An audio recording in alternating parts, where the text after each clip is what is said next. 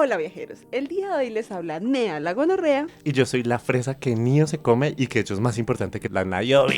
Hoy les vamos a hablar de Matrix 4. Queremos hacer una pequeña aclaración y es que en esta reseña no vamos a definir si es una buena o mala película o no le vamos a dar un juicio de valor o una crítica, sino que vamos a enumerar ciertos elementos que nos gustan y que sentimos que también resaltan otras películas de Matrix. No en vano sí queremos decir un par de cositas con respecto a lo que ha pasado con la taquilla y con la crítica, y es que pues a The Matrix 4 le tocó competir con superhéroes, que es el reggaetón del cine, y más una película como Spider-Man que le hicieron como mucho boom, y Pero además es que Disney tiene la plata para hacerle el boom a Spider-Man. Y además que son 3 generaciones, Sí. porque es la generación Tobey Maguire, la generación de ese man que tiene como 15 años, pero realmente tiene 30, ¿algo? y Tom Holland, ¿no?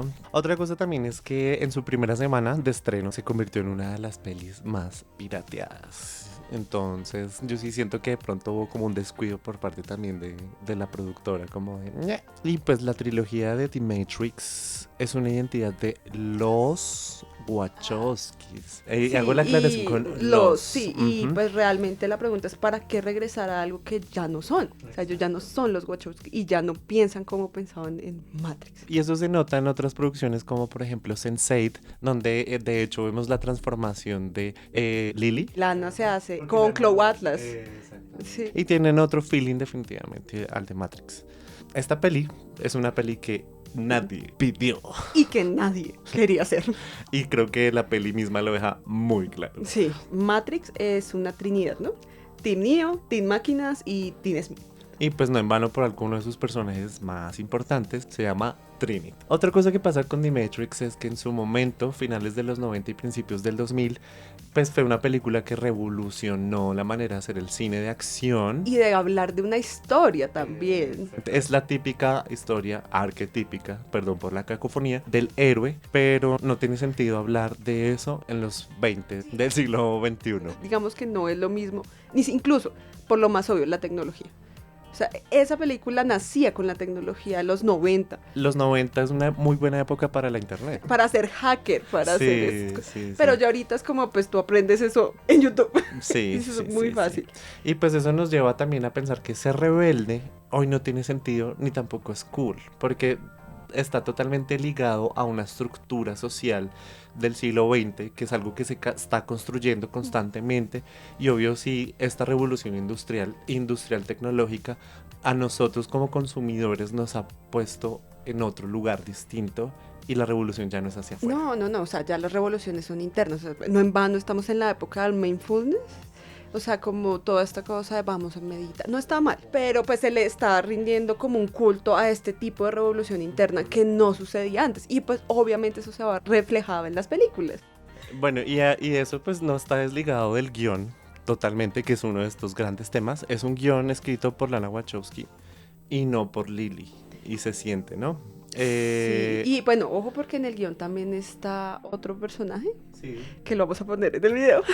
Ellos también han trabajado en otros proyectos como Club Atlas, ¿no? Pero pues en este están Lana y él como guionistas y directores. Pero entonces, ¿qué pasa con este guión? Yo sí sentí durante toda la película que fue una historia supremamente simple. Es muy sencilla. Pero el hecho de que sea sencilla no significa que no sea profunda. Por todo el significado que le da a la película, que no tenía la anterior, que era más como una revolución y un rebelarse hacia afuera.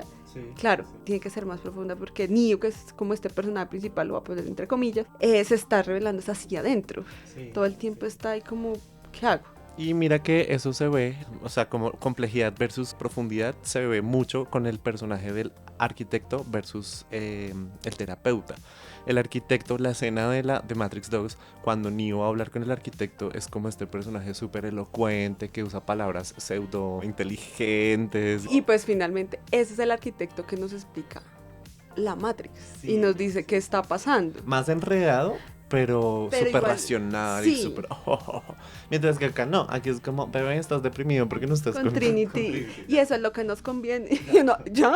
Pero debajo de todo eso sí siento que hay una gran profundidad, porque esta peli se nota que está más basada en el sentir y no en el razonar, y creo que el sentir es muy complejo.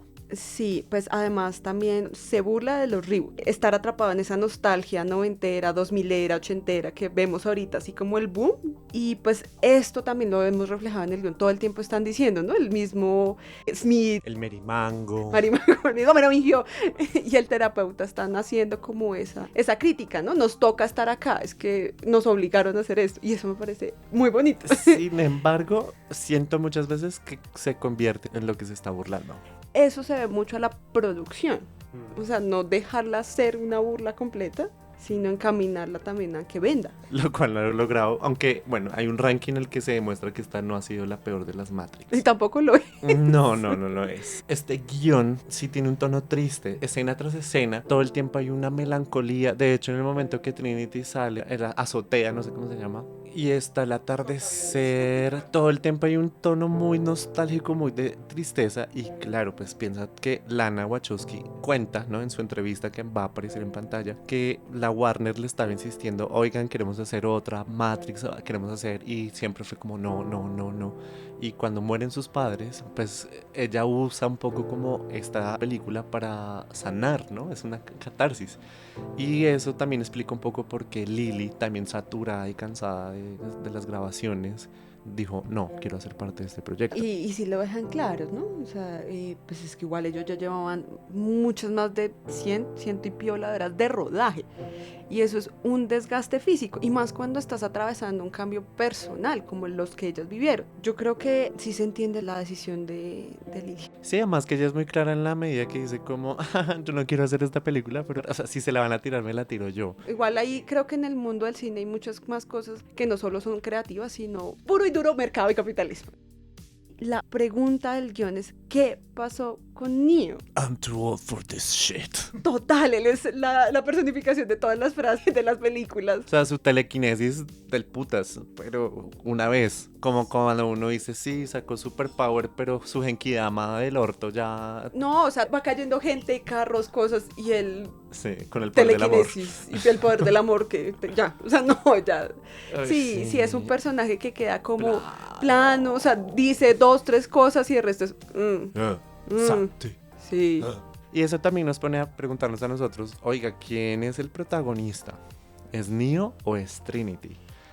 Yo siento que el culto que se le da a Trinity es más grande que el que se le da a Neo. Me refiero en el fandom. Lo que yo siento es que para mí en Matrix 2 y Matrix 3, Neo no es como un protagonista como tal, sino que Neo es el que tiene que llevar como la batuta de todo.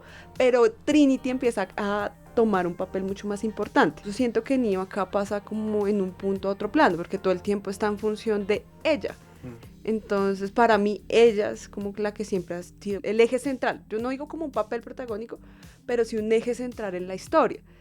Bueno, algo que habíamos dicho antes, pero que no profundizamos, fue la ausencia de Lily Wachowski. Y eso se siente mucho en dos grandes momentos. En la dirección de actores. Uy, sí, o sea, cuando dirige, o sea, seamos honestos, Keanu Reeves no es un buen actor, pero es un muy buen ser humano. Pero es Keanu Reeves.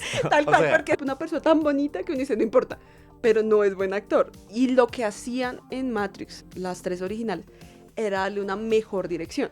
O sea, aprovechar esa falencia para que él sacara más. O sea, pues tú veías que las escenas digamos que hablaba mucho, también era muy plano, pero como que hacían las escenas igual de planas, entonces uno no lo sentía tanto.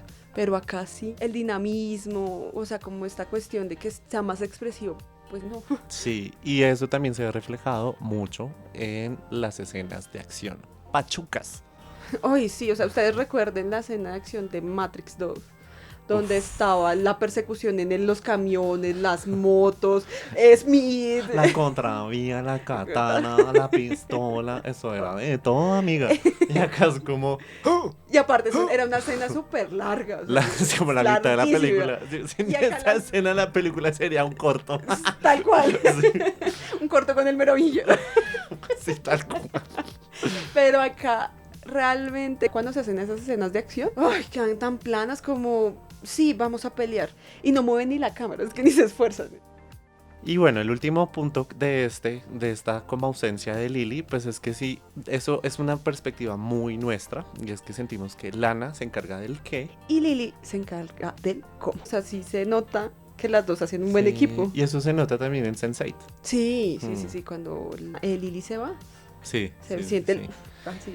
Bueno, hay un tema que nos gusta mucho y que está totalmente ligado a la Animatrix, que es una entrega de animación muy chévere, pero lo vamos primero a hablar desde esta película, desde esta entrega, y es el color. ¿Cómo se narró a través del color? Yo creo que si ustedes ven Matrix 1, hay como unos tonos que uno ya recuerda. El verde, o sea, el verde es la trilogía original. Ajá, El sí. verde es lo que nos conecta con ella.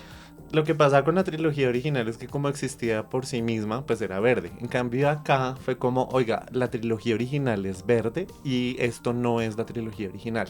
Y por eso siento que osciló todo el tiempo entre el amarillo y el azul. Y con obviamente sus elementos parchaditos por ahí del rojo. Y pues esos elementos están en, por ejemplo, la escenografía y la utilería. O sea, las escenas del terapeuta, cuando Nios le hace crisis y que llega a la oficina, es amarillo. Todo es amarillo, amarillo, amarillo. Es un atardecer. Y las gafas y el vestuario del terapeuta azules. Sobre todo las gafas, porque es un elemento que...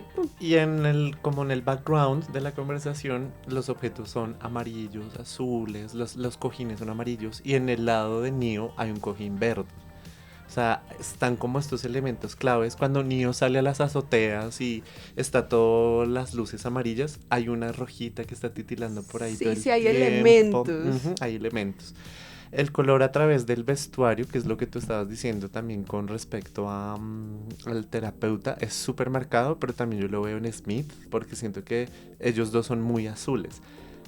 Sí, le dan énfasis. Y acuérdate que esa píldora es azul. Es muy azul. O sea, y las escenas son excesivamente azules. Y además es un azul súper melancólico. Sí. Ahora, ¿qué pasa, por ejemplo, con Morfeo? Uy, Dios mío.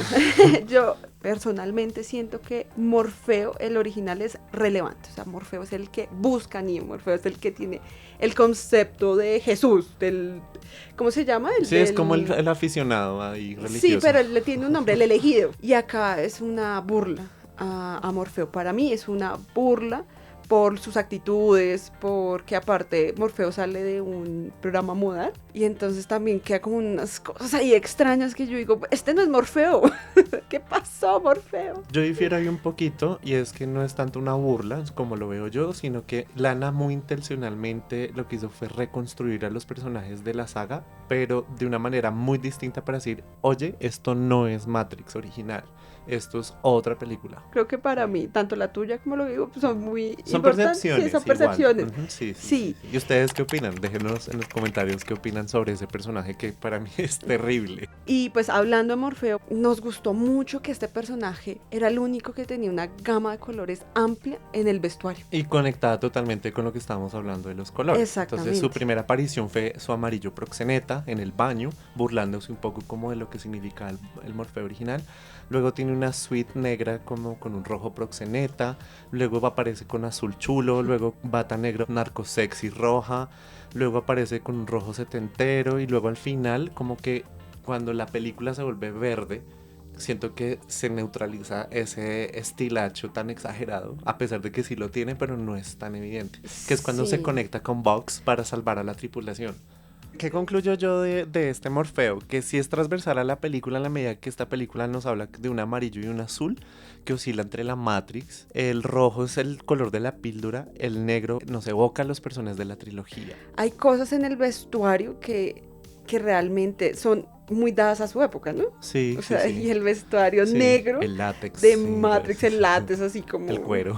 La vaina, sí, como ese tipo de cuero. Sí. Daban como la sensación de una persona que rompe el paradigma, que está revolucionando, que es hacker. Daba como esa cosa oscura, como que se mueve entre las penumbras. Pero pues acá, ¿por qué se van a poner negros? Yo siento que es simplemente para evocar un poco como los personajes de la trilogía original se visten de negro, en su mayoría, no todos. Y eso me hace conectar que ese color del amarillo y el azul está totalmente ligado a Bugs. Ella es amarillo fuera de la Matrix y es azul dentro de la Matrix. Y se me hace muy curioso que ella, siendo como la portadora de la verdad, sea azul. Y eso a mí me pone a pensar como espectador que la realidad que se construye por dentro de la Matrix y por fuera no son tan distintas. Yo creo que eso es por el mundo que se construye ahora. O sea, porque Zion no es igual a Io. Y Zion era una construcción también de la Matrix. Y pues nos queda analizar a los protagonistas. Neo y Trinity todo el tiempo están de negro y de azul. Hay una escena larga en la que Neo está fuera ya en Io y es rojo. Y es curioso ver el significado de los colores, ¿no?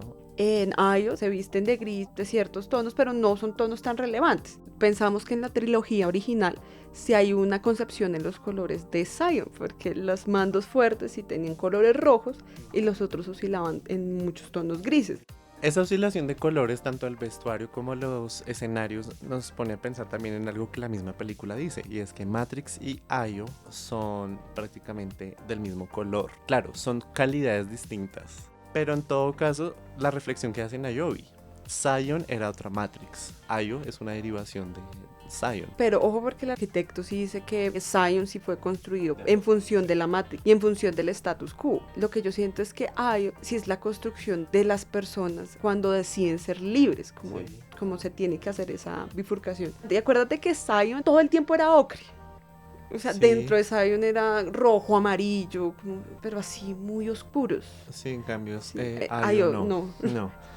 Bueno, desde la negociación en Simulate, es como no te das cuenta de todo lo que ha pasado. Si le ponen un café que se llama Simulate. El lugar donde usted trabaja se llama Deus Machina. Deus Machina.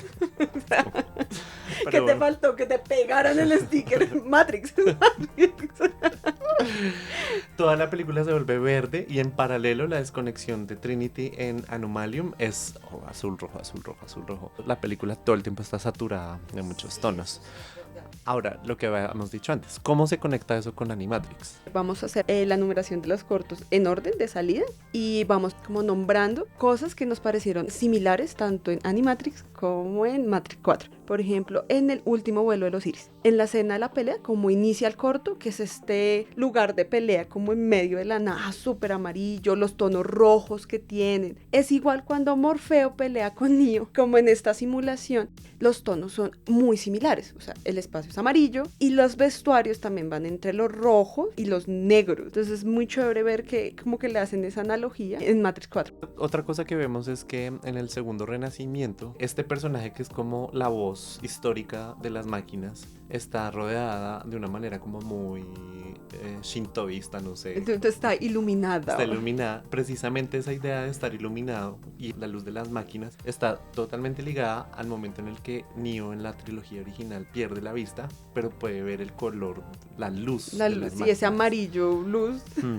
Y a mí me parece curioso cómo en esta Matrix el amarillo, el atardecer, está totalmente ligado a esa luz de las máquinas.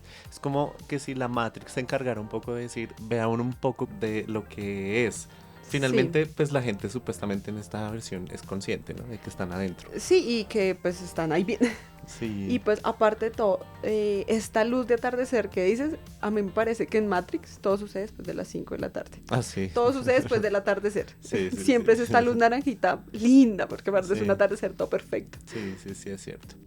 Luego viene Kid's Story. De hecho, el personaje de este corto, para quienes no lo sepan, es el chico que aparece en la segunda y en la tercera película. Que va detrás de Neo. Sí, como un yo te perrito ayudo. faldero. Ay, Sí. sí. Y Neo le dice como, no, bebé, yo no te liberé, te liberaste tú. Este muchacho tiene un tono de depresión que a mí me recuerda a Neo en esta entrega. Recordemos, el corto es súper azul. Él está vestido de azul y todo lo que pasa alrededor es azul.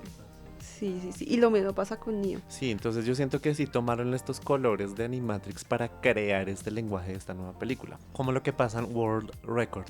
Uy, sí, a mí me encanta porque en este corto es un corredor de un atleta y él siempre quiere superar sus marcas, pero él está conforme con la Matrix. Él no tiene nada que ver con algo que se quiera, o sea, que no se sienta parte de. Y por llevar más allá del límite, se sale la Matrix. Y es ahí donde se da cuenta de la verdad. Y cuando entra es un tono otra vez verde. Pero sobre todo es el amarillo. O sea, pensemos en el amarillo de la conformidad de Matrix. O sea, y ese mismo tono lo maneja también Matrix 4. Yo en cambio pienso lo mismo, pero totalmente todo lo contrario. ¿Del mismo buen sentido contrario? Sí, y es que para mí el azul es sí estar dentro del dolor un poco y el amarillo es estar en tensión, como alcanzar a entender como el mundo cósmico y metafísico de las máquinas. Y luego el verde es quitarse el velo. Yo no sé si el mundo cósmico, entenderlo, sea igual que estar como en comunión con las máquinas, que sería Sí, no como sé, un exceso de sí. conformismo. Bueno, en Detective Story Que además este corto es dirigido por el mismo director de Cowboy Bebop, ¿no? Sí, de los mismos creadores de Cowboy Bebop y Samurai Champloo. Pues aparece Trinity. De hecho, en esta recopilación de cortos, Neo es como hay una manchita de sí, no, yo soy Dios, te salvé, no, tú te salvaste.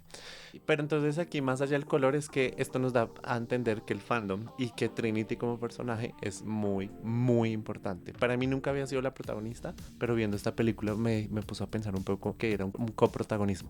Y pues en Matriculados, cuando tú te conectas a una máquina, ¿cómo puedes influir en ella para manipularla y que te ayude? Entonces es como domesticar a las Matrix. Y me recordó mucho a la escena en que cuando Kohaku llega para que ellos se conecten y puedan hablar con Sati. Es igual a cuando en Matriculados se conectan a esta máquina. Cuando entran a la máquina, los tonos son muy similares. Tenemos estos tonos amarillos, verdes, pero sobre todo violetas. Y me parece muy bonito porque es un homenaje. Todos estos cortos desarrollaron mucho la historia de Matrix, que quedaron perdidos cuando hicieron 2 y 3, pero que yo siento que acá le pueden dar como ese lugar especial que sí se merecen, porque, o sea, nos explicaron la Matrix, pero los dejaron como olvidados. Bueno, antes de ir a las conclusiones, no olviden pasarse por la descripción del video porque allí les vamos a dejar los enlaces a otros contenidos que tenemos. Tenemos un análisis de la filmografía de Ari Aster, excelente director. También hablamos de Gambito de Dama, una serie de Netflix, y de La Coco colombiana, no mentiras, de Encanto. Sí, de Encanto tenemos 2, uno como recomendación y uno ya como crítica. Ajá.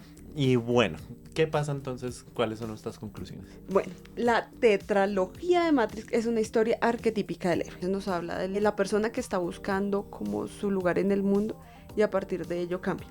Pero sobre todo del amor. Las Wachowski siempre hablan sobre eso, el amor.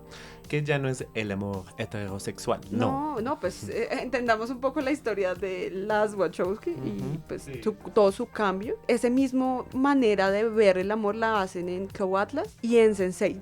Matrix 4 además deconstruye el concepto del héroe, el elegido, dándole un poder a Trinity. Y además es interesante que Trinity, siendo un personaje, un humano, un ser humano mundano, llegue también a tener el mismo despertar de Neo. Y eso se reafirma con lo que dice Smith: cualquiera puede haber sido tú, mientras que yo siempre he sido cualquiera. Y eso también lo dice, no con las mismas palabras, pero también lo dice la pitonisa en Matrix 1. Básicamente, Neo es el elegido porque él cree que lo es. Y porque las mismas máquinas, o sea, es como el elegido por el status quo, o sea, porque necesitamos que tú seas el elegido para mantener el mismo sistema.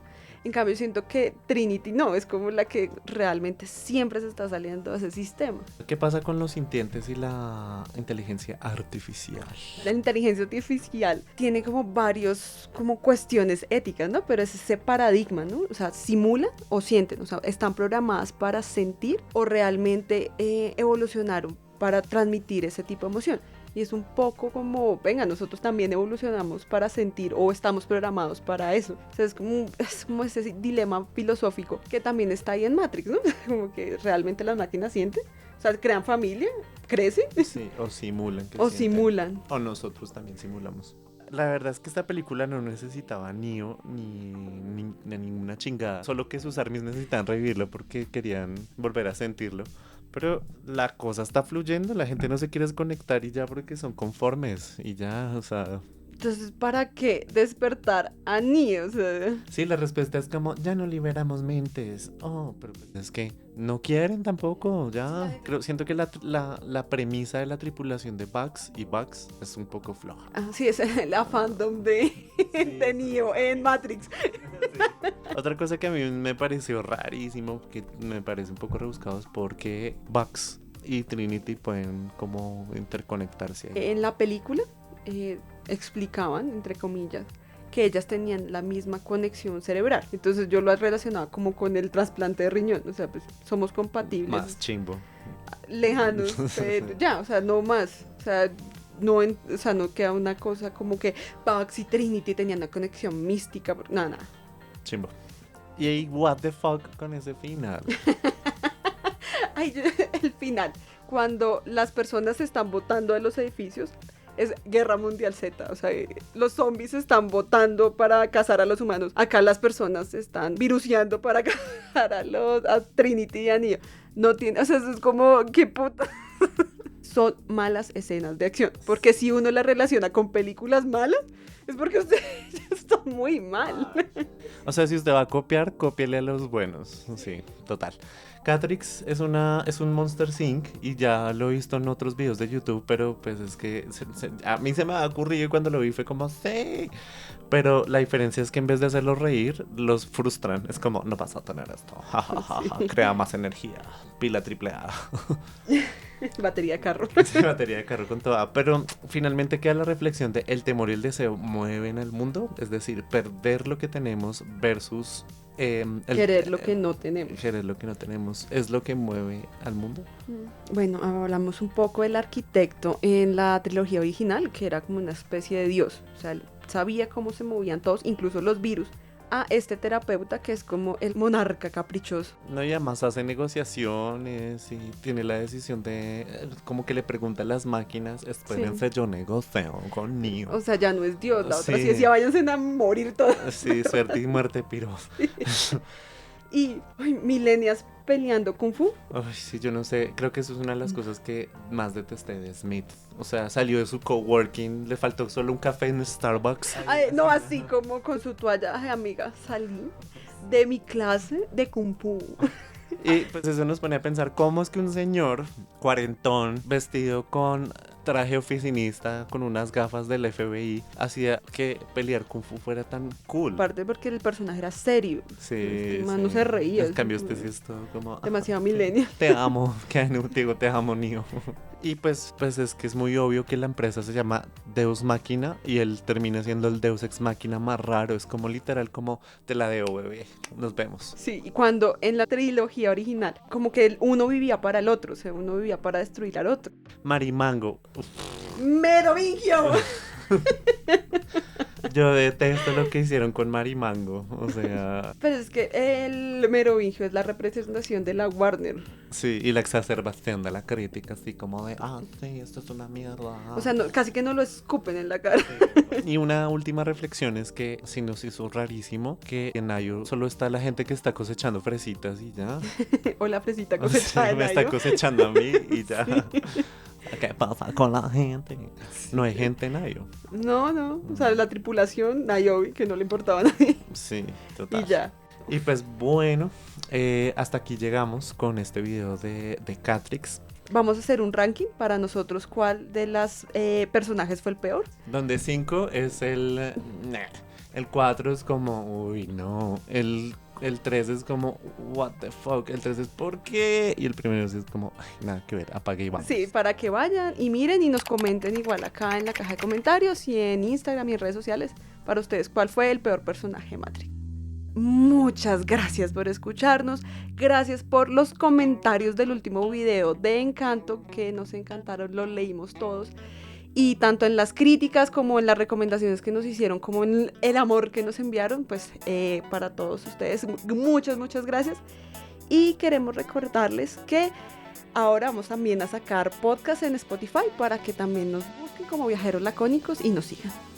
Vamos a tener un podcast sobre Cloud Atlas, ya que estamos con la fiebre Wachowski. Y recordarles que se suscriban al canal, comenten, compartan, den like, activen la campanita. Y que vean los videos que vamos a dejar en pantalla. Muñequito bailando.